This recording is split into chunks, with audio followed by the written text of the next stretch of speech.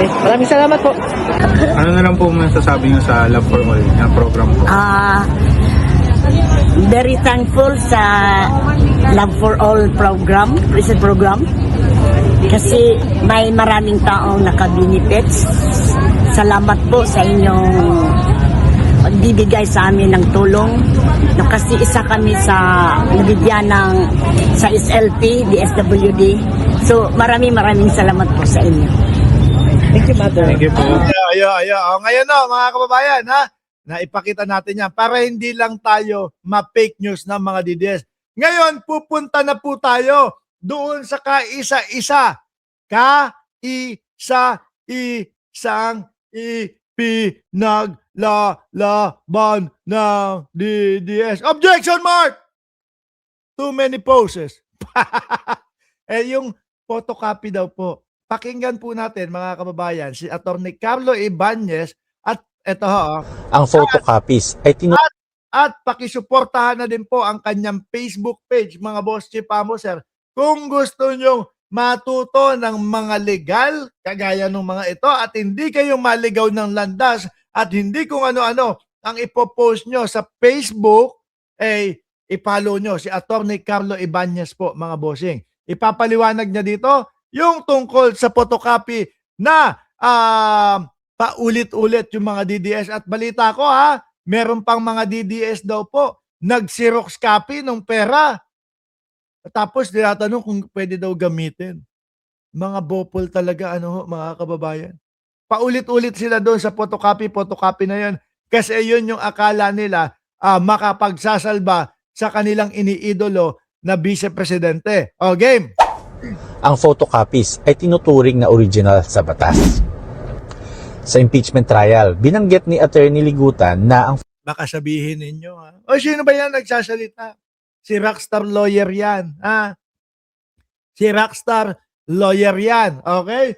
Yan ay meron ding kanyang Facebook page na pwede nyong i-follow na madami kayong matututunan. photocopies are considered originals. Ang dami nag-i-act. Pero, alam nyo ba na tama si Attorney Ligutan? Siyempre, mamaliin nila yun. Ano po? Kasi, kailangan ipadisbar yang si Attorney Ligutan. Kasi alam nyo po, lalo na ngayon, digital na po, mga kababayan. Ang ating mga kilos, ang ating mga galaw, mga Boss Chief Amo Sir, no? Na meron na nga tayong mga transaksyon, may mga nakakapagtrabaho na tayo remotely sa ating bahay. Tapos, yung katransaksyon natin o yung trabaho natin ay nasa ibang bansa. Di po ba? At paano yun? Kailangan ba yung mga original documents, kunyari, nagtatrabaho ka sa Microsoft o kung saan, yung mga original documents na talagang hard copy, etc. Wala nang hard copy ngayon. Dito po, yung mga resibo, etc. Lahat po, mga kababayan, digital na kailangan kukunin, kuha doon, tapos balik sa Pilipinas. Ganun po ba? Hindi na. Lahat digital na po, mga kababayan. Sabi ni Lito Braga, digital na ang chismis. Sa mata ng batas, ang photocopies ay admissible in evidence, the same as originals.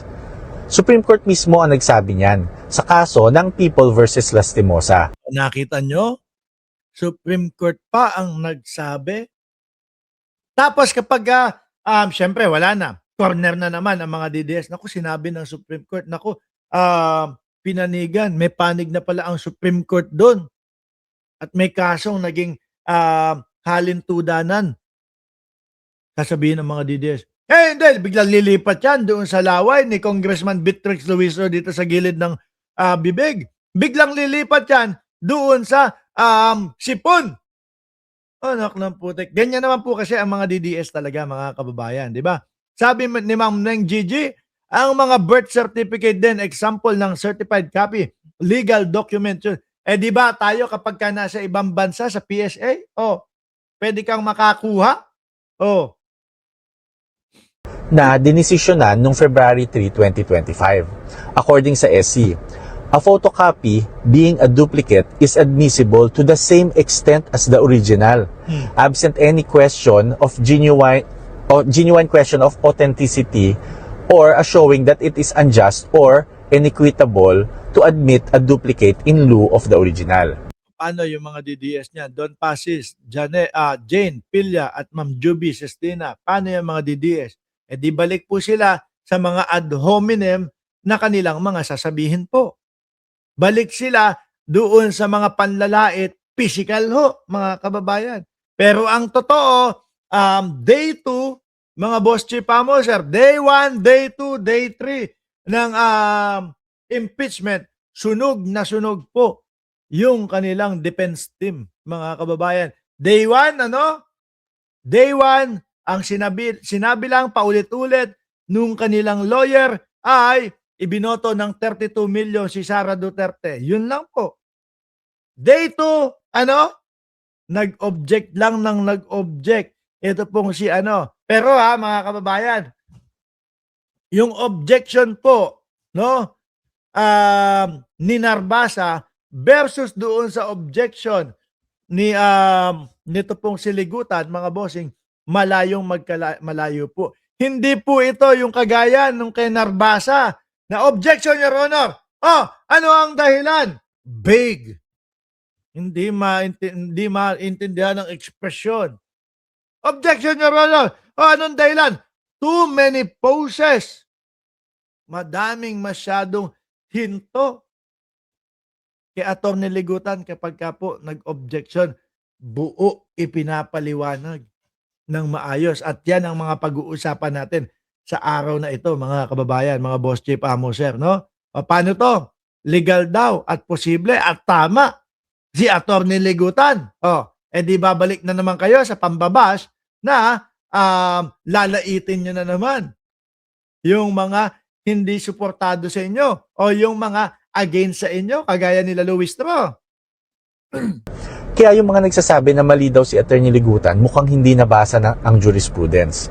Bago kasi mag-react, alamin muna ang batas. Tesla name? Diyos ko. yung ano ko, it's Tesla name daw. You gonna play Tesla? Sandali lang mga bossing. Ayan. Okay. So paano? Okay na. Sana iklaro na tayo doon. Galing na sa Supreme Court po, mga kababayan. At may pinagbasihan na din kaso. Sabi ni Jane Pilla, wala lang masabi si Narbasa, no? Kaya object ng object, ginawang bobo ang sarili niya. Sabi ni Ma'am Jane Pilla. Sabi ni Sunny Reyes, Atty. Libayan, ano yan? Is a prolific lawyer. Sandali. Libyan? Si Libayan? Si attorney, ano po yan? Ligutan. Ano po? Okay. Ngayon na mga kababayan, tumuloy tayo doon sa mismong mga pangyayari na dito sa impeachment po, mga bossing. Ano?